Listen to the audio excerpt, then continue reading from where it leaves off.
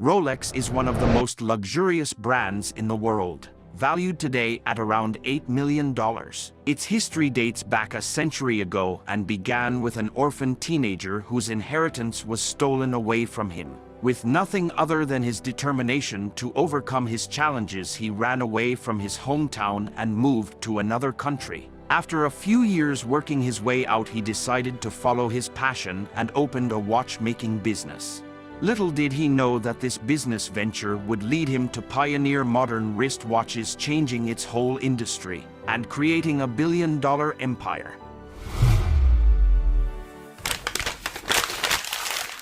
Hans Wildsrof was born in Kumbach, Germany on March 22, 1881 by parents Anna and Johann Daniel Wildsrof. He was the second son of 3 children. His family ran a fairly successful business that was passed down from his grandfather. Sells iron goods, classifying them in the middle-range class. Unfortunately, his mother got ill during the next few years and died in 1892 to make it worse. A year later, his dad would pass away too, leaving Hans an orphan at the age of 12.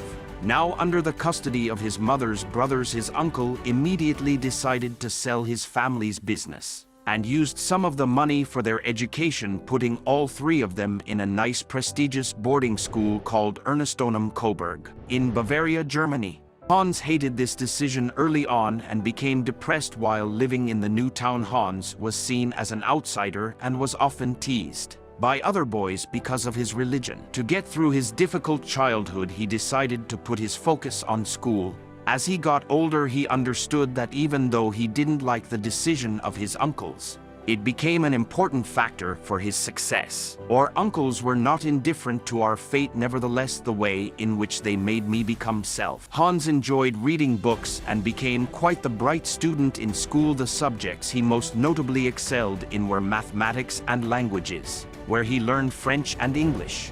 He was always curious about travel and knew that languages would be very useful, which would eventually play a big role in his career. During school, he became friends with a Swiss boy who would tell him stories of his birthplace in Lechaux-de-Fonds, a city located in Switzerland that was well known for its long history in the watchmaking industry, and Hans became very intrigued about the place. One day, Hans had enough of the way of his life and left the boarding school in Germany to move to Geneva, Switzerland. At the age of 19, he got himself a job as an apprentice for an international pearl exporting company. This company was buying pearls from various markets and would sort, grade, and package them for sale to jewelers. He noticed the company wasn't really creating anything but was still making great profits. There he immersed himself to learn their business tactics and was making good money for his age. One day, Hans received a letter from his friend who offered him a job for a company called Kuno Korten. Kuno Korten was one of the biggest high-quality watchmaking businesses at the time and was exporting about $1 million Swiss francs worth of pocket watches each year. They also produced some of their own watches from scratch. This well-known company was based in Lechaux-de-Fonds, the place he always wanted to go. Even though the company he was already working at was more beneficial for him, his curiosity for the place and the business around watches were stronger.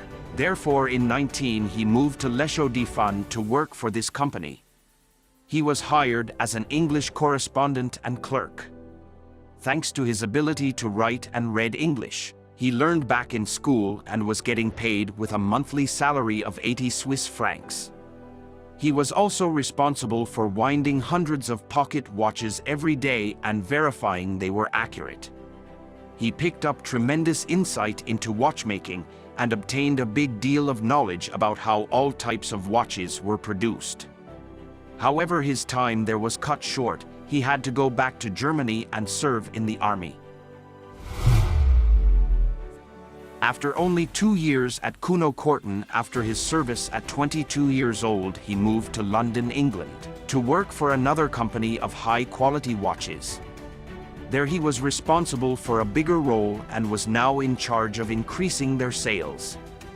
During the 2 years he stayed there, he successfully managed to find more clients for the company and grew their sales over time. By then, he was already thinking about building his own business of watches and was learning everything he could to further his knowledge into his future business. During those years, he also met his future wife, May Frances Florence Crotty, and would get married shortly after. One day Hans was sitting outside with his much older brother-in-law Alfred James Davis and talked about life and plans for their future. Hans told him he felt he was confident enough to open his own business of watches, but he just needed some capital. Alfred did have the money and knew how passionate Hans was about watches. Despite being very young, he took a chance on the German and told him he was going to help him on his business venture and was ready to invest his money.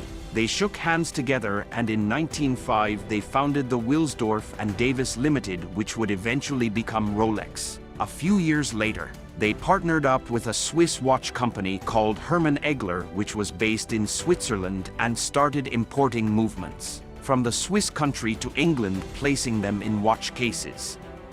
They also opened an office in Switzerland to favor his partnership there.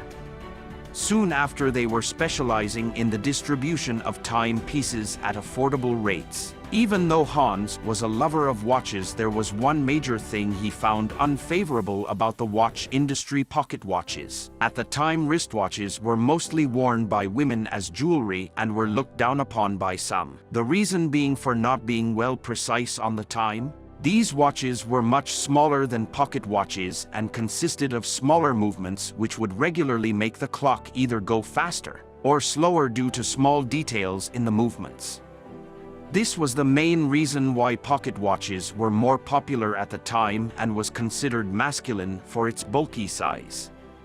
But for Hans, he mostly found it inconvenient to use.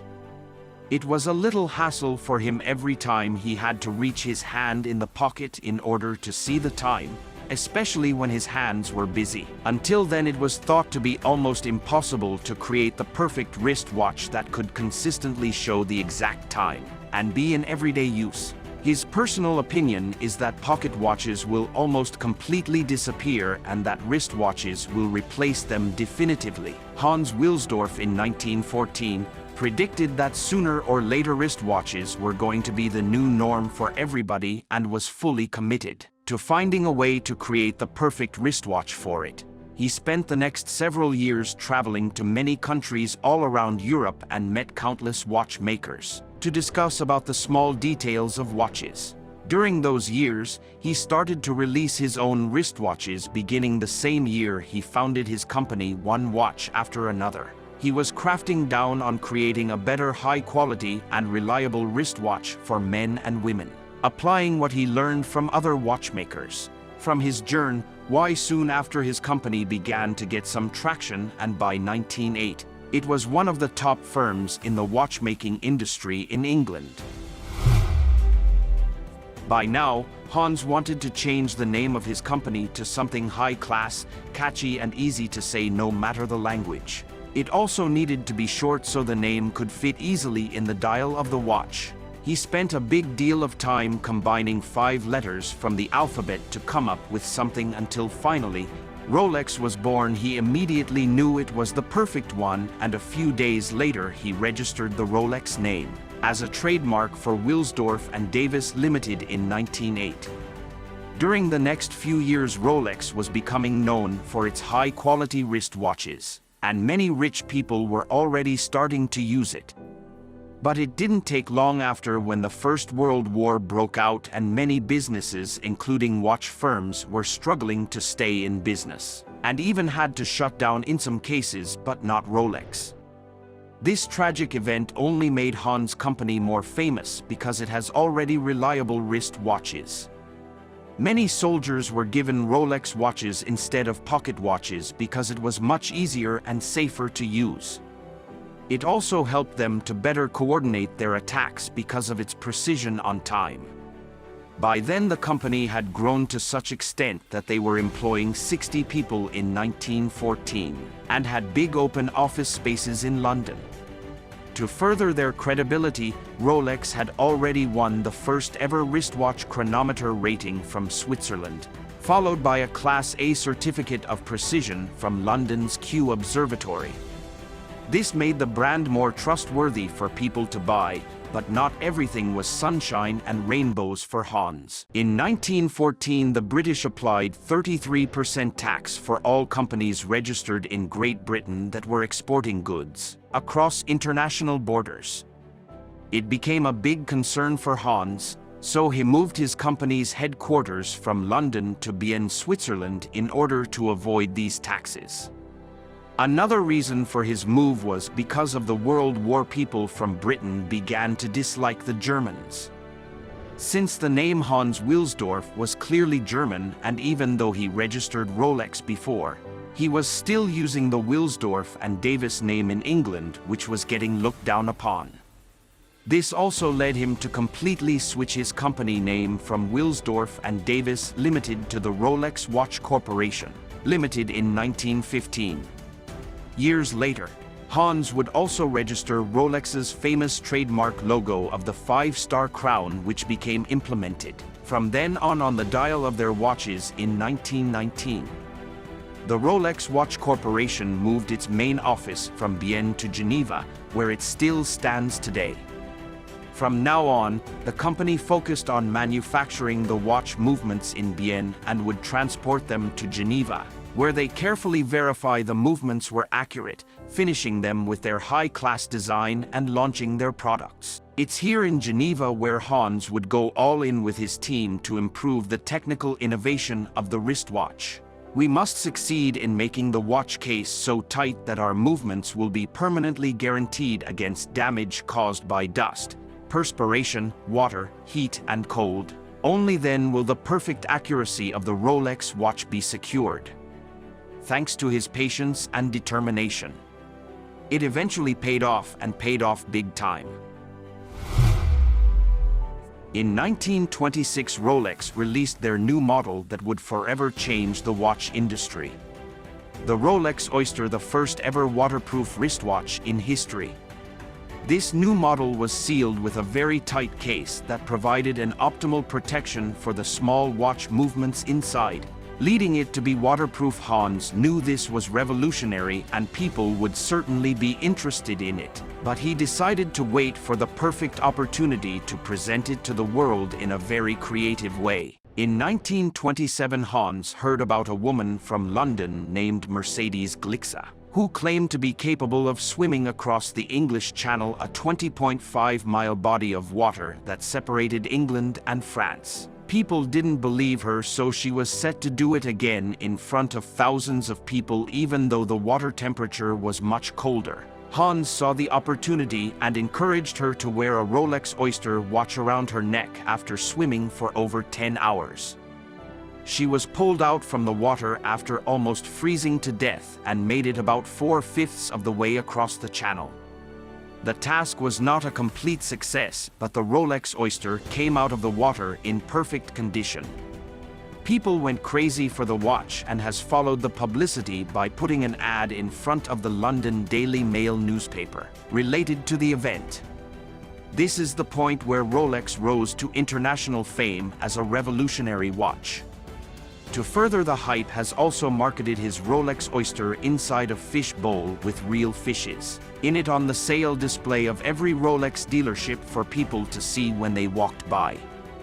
This genius strategy worked amazingly and people became hooked on the products.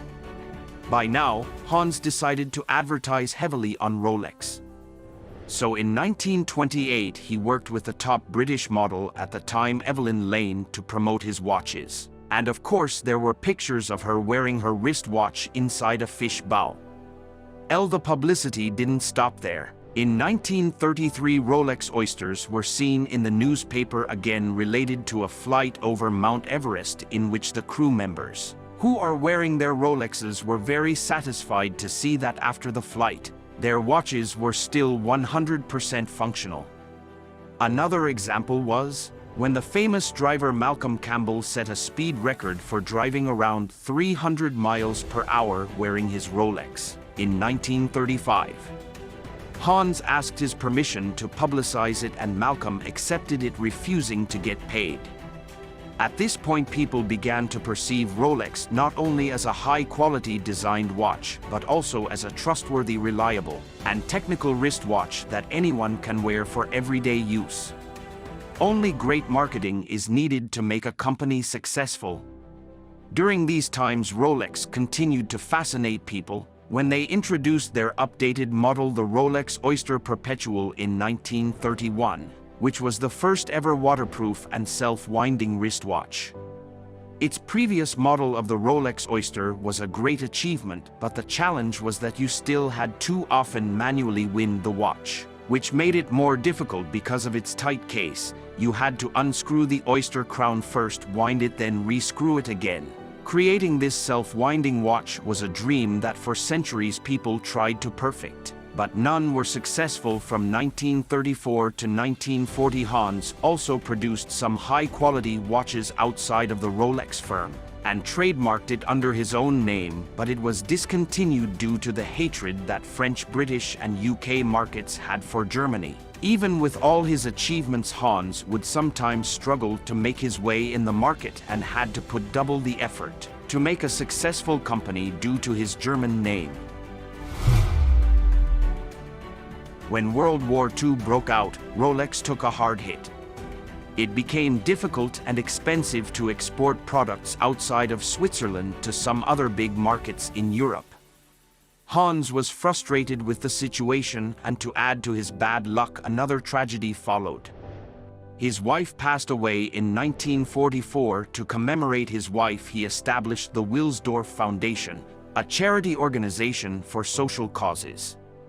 Something to mention: shortly before Hans' death, he transferred 100% ownership of Rolex to the Wildsrof Foundation, which still owns and controls Rolex to this day. Therefore, Rolex will never go public or be sold, nor will they ever pay any taxes, because it's essentially a charity. As soon as World War II finished, Rolex started to take off, and tremendously. To give you an idea, in 1946 Rolex had sold its 50,000 certified Rolex chronometer, which they started certifying 20 years ago. By the next year, in 1947, their sales reached their 100,000 certified Rolex chronometer, doubling their sales from the past 2 decades in a single year. Its success was backed up from his new model that was released in 1945. The Rolex date, just the first waterproof self-winding wrist watch to indicate the date of the month on the dial. This was followed by another revolutionary model. Nearly 10 years later, the Rolex Day date, the first waterproof and self-winding wrist watch to not only include the date of the month, but also the day of the week. These types of watches are still seen to this day, which is often the standard for normal use of wristwatches. During the 50s, Rolex kept releasing a series of innovative watches. The most legendary one was the Rolex Submariner, introduced in 1953. It was the first deep-diving waterproof wristwatch that could reach 100 meters deep in the ocean without getting dysfunctional. Hans Wildsrof died in the year 1960. Following his death, Rolex started to approach itself as the luxury brand it is today. The company focused their marketing more toward being an exclusive watch collection for people of high society, which worked. Another factor to consider is that in 1985 Rolex started to manufacture their watches with 904L, a very durable and expensive steel, becoming the first watch to ever do so, which is one of the reasons for their expensive prices. Today, Rolex remains as the most recognizable watch brand in the world. From an orphan boy who started with nothing, Hans Wildsrof went for his own path and is responsible for changing the watch industry to what we know today. His passion for design and technical innovation has placed him on the list of one of the most influential men in the industry. And his legacy can be seen today in every person wearing a Rolex. Thank you all for watching. Make sure to subscribe.